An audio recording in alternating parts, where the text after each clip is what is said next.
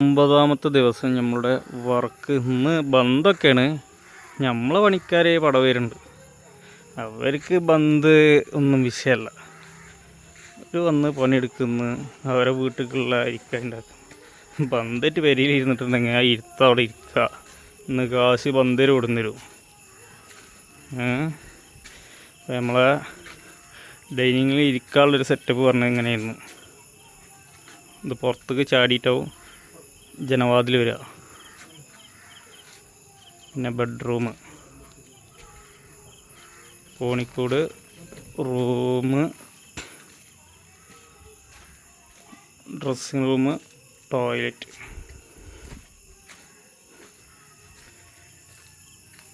ഇങ്ങനെ വന്നാൽ കിച്ചൺ, ചെറിയൊരു 6 സെൻറ്റിലുള്ള സ്ഥലം. ഇവിടെ ഒരു ഇതിൻ്റെ ഒരു അടുപ്പ്. നമ്മളെ പടവ് പണി സ്റ്റാർട്ട്.